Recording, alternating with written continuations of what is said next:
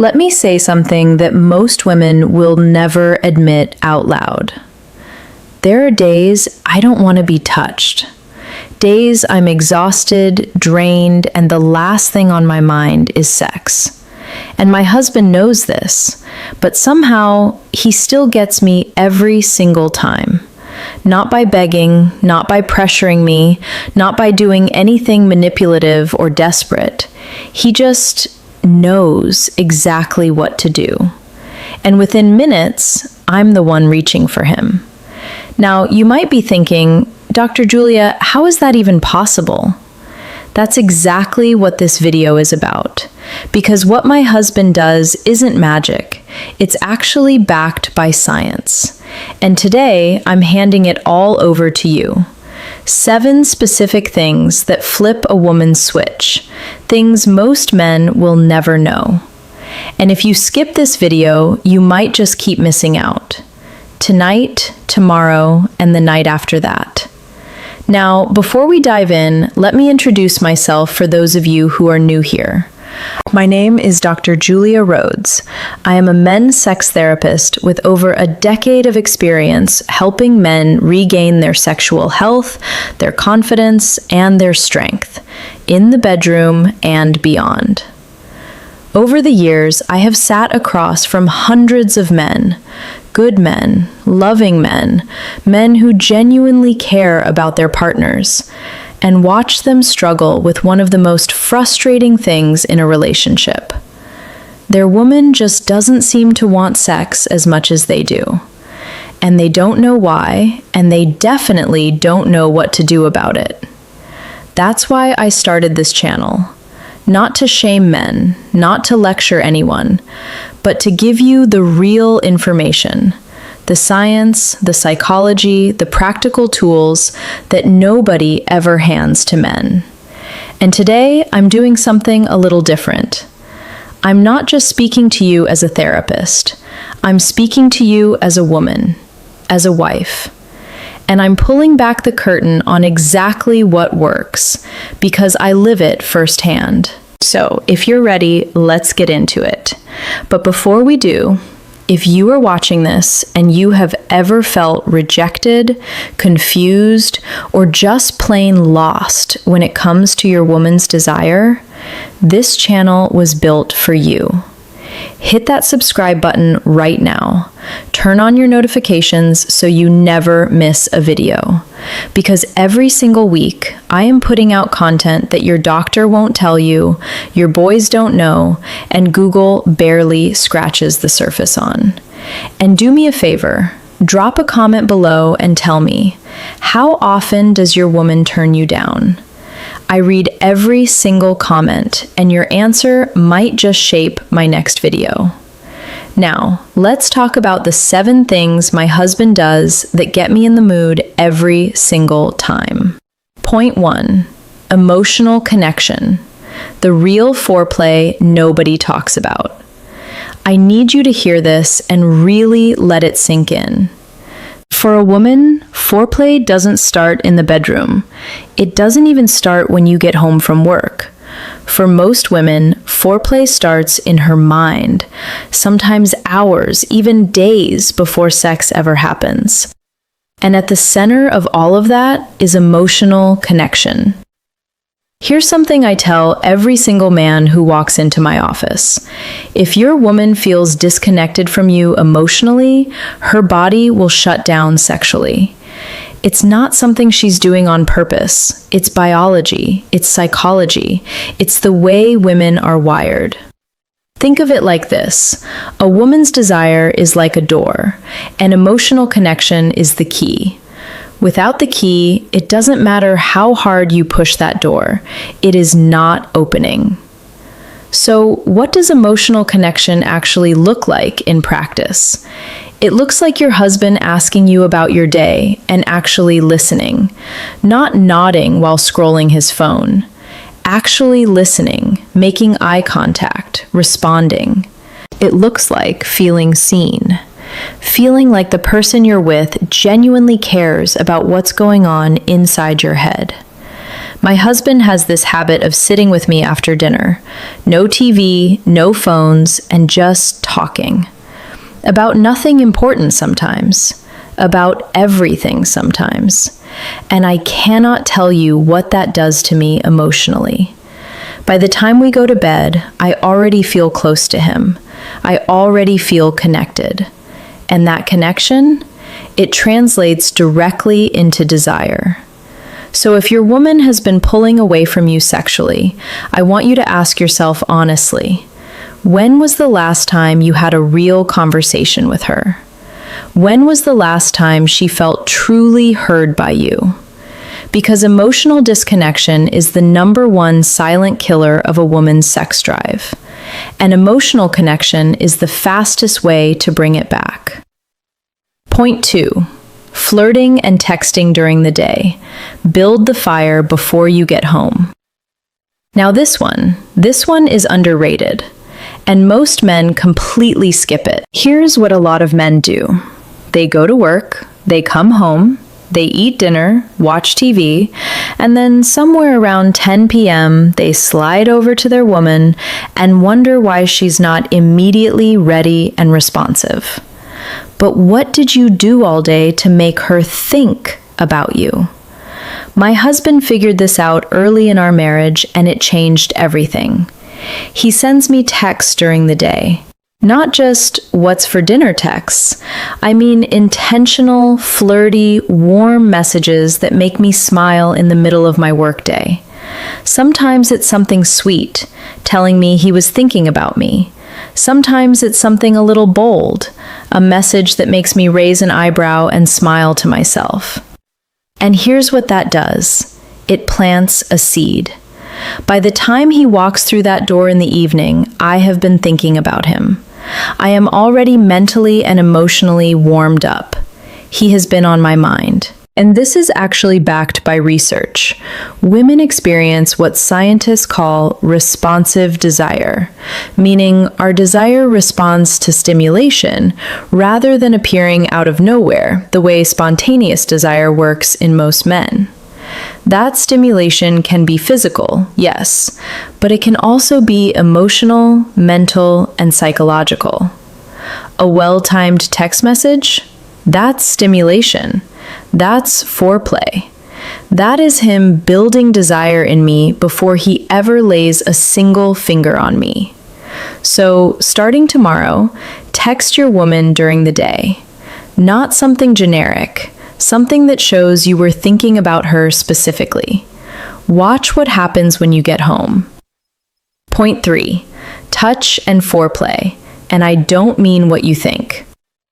Okay, now we're getting into physical territory, but I need to reframe something for you first, because when most men hear the word foreplay, they think it means a few minutes of activity right before sex. That is not what I'm talking about. I am talking about everyday, non-sexual physical touch. The kind that builds warmth, safety, and physical closeness over time, without any agenda attached to it. My husband touches me constantly, and not in a way that always signals he wants something. He hugs me for no reason. He holds my hand when we're walking. He'll touch the small of my back when we're standing in the kitchen. He kisses me, real kisses, not just a peck, before he leaves the house and when he comes back. And here's what that does over time. It trains my body and my nervous system to associate his touch with safety, warmth, and pleasure. So when things do get intimate, my body is already primed. There's no awkward transition. There's no stiffness, because physical closeness has already been established. Research consistently shows that couples who maintain daily, affectionate physical contact, hugging, kissing, holding hands, report significantly higher levels of sexual satisfaction and emotional intimacy. It's not separate from sex, it's connected to it. But there's another layer to this: actual foreplay when it matters. Women need time. Our bodies are not like a light switch. We are more like an oven. We need to preheat. And the more time and attention a man gives during foreplay, the more responsive and present a woman will be. My husband understands this. He is never in a rush. He never makes me feel like I'm just a destination he's trying to get to. He makes me feel like the journey is the point. And that difference, that patience, is everything. Point 4. Taking charge. Why confidence is the biggest turn on. Now, I want to talk about something that might make some people uncomfortable, but I'm going to say it anyway because it is true and it is important. Women are attracted to men who lead, not in a controlling way, not in a dismissive or domineering way, but in a confident, decisive, I've got this kind of way. One of the things that drives me absolutely crazy, in the best way, about my husband is that he makes decisions. He doesn't constantly ask, "What do you want to do? I don't know. What do you want to do?" He makes a plan. He says, "I'm taking you to dinner on Friday. Wear that blue dress." And something about that, the decisiveness, the intentionality, the fact that he thought about it and made it happen, is deeply biologically attractive. This is not about gender politics. This is about attraction. Women are wired to be attracted to men who project confidence and capability. It signals safety. It signals strength. And that safety and strength, they are deeply connected to desire.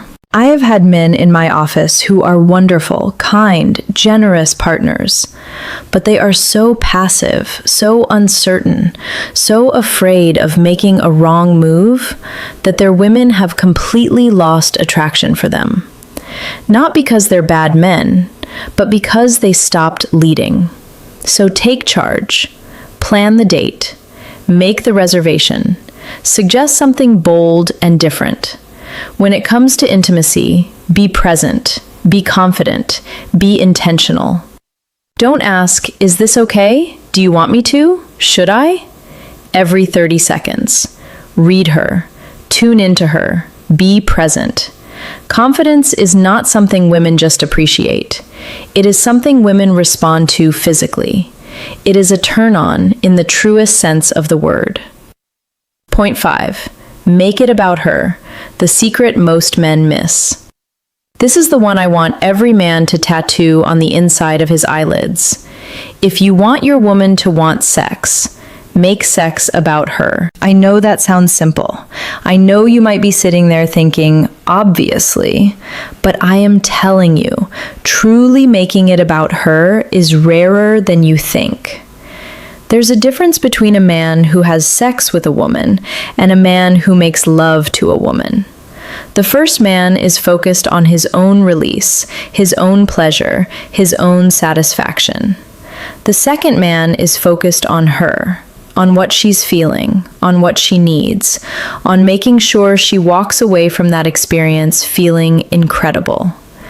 My husband falls into the second category, and because of that, I genuinely look forward to being with him, because I know I will feel seen, I will feel desired, I will feel like my pleasure matters. And here's the thing about women. When we feel like our pleasure matters to our partner, we want more of it. When sex feels like something that's done to us rather than with us, we start to avoid it. So think about her pleasure first. Ask her what she likes, not in a clinical, awkward way, but naturally, warmly, as a part of intimacy. Pay attention to her responses. Learn her body. Be genuinely invested in her experience. When a woman knows that her man is truly focused on her, not just checking a box, everything changes.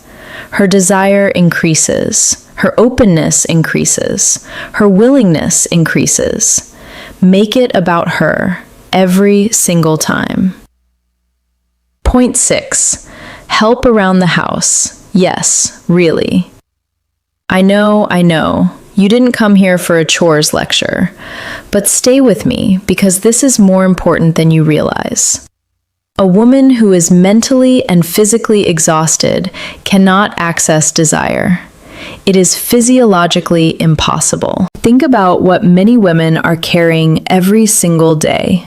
Work responsibilities, childcare, cooking, cleaning, managing the household, remembering every appointment and school event and grocery list. By the time she sits down at the end of the day, she is empty. There is nothing left. And then her partner approaches her wanting sex, and she says no. And he's hurt, and she feels guilty. And it becomes this cycle of frustration and disconnection. But here's what breaks that cycle: when he helps. When my husband clears the dishes without being asked, when he handles bath time with the kids, when he takes something off my plate without making it a big deal, I notice every time. And it makes me feel cared for. It makes me feel like we are a team, like he sees my load and he wants to lighten it. And that feeling of being cared for, of being seen, of not being alone in the responsibilities of life, is one of the most powerful triggers of a woman's desire. I'm not saying your sex life depends on doing the dishes. I'm saying it depends on your woman feeling like you are her partner, truly, fully, in every part of life, not just when the lights go down. So look around your home tonight. What is she carrying that you could help with? Not as a transaction, not because you expect something in return, but because you love her and you see her. Do that consistently and watch how she looks at you. Point 7, reduce her stress, the final piece of the puzzle. And finally, we arrive at stress, the silent destroyer of desire that nobody wants to talk about. Here is a biological fact. When a woman is stressed, her body produces cortisol, and cortisol is the direct enemy of arousal. It literally suppresses the hormones responsible for sexual desire. Her body, when flooded with stress, is in survival mode, and survival mode has no room for intimacy. This is why I always say, if you want more sex in your relationship, help create an environment where your woman can actually relax. And I don't mean just telling her to relax. I mean actively creating the conditions for it. My husband is very intentional about this. On evenings when he wants us to connect, he'll do something to help me decompress first. Maybe he runs a bath. Maybe he tells me to go lie down while he handles dinner. Maybe he just sits with me and lets me talk through whatever is on my mind until I feel lighter. He doesn't do this as a strategy to get sex. He does it because he genuinely cares about my well-being. But the effect? The effect is that I go from tense and depleted to warm and open. And in that state, desire comes naturally. This is the thing about the way women work that most men never get taught. We are not vending machines. You cannot insert the right combination of actions and expect a specific output. But you can create an environment of safety, of warmth, of care, where desire has room to grow. And when you do that consistently, over time, you stop experiencing rejection. Not because she's forcing herself, but because she genuinely, naturally wants to be with you. If this video helped you, if anything I said today made something click, I need you to do 3 things right now. First, hit that like button. It tells YouTube this content matters, and it helps me reach more men who need to hear this. Second, subscribe and turn on notifications, because this is only one piece of a much bigger conversation, and I have so much more coming your way. And third, share this video. Send it to a friend, a brother, a man in your life who you know is struggling in his relationship. You might just save his marriage. And in the comments below, tell me which of these 7 points hit hardest for you. Was it emotional connection, Taking charge? Making it about her? I want to know. Let's talk about it. So there you have it. 7 things my husband does that get me in the mood every single time. Emotional connection, flirting during the day, touch and foreplay, taking charge, making it about her, helping around the house, and reducing her stress. None of these are complicated. None of them require you to be someone you're not.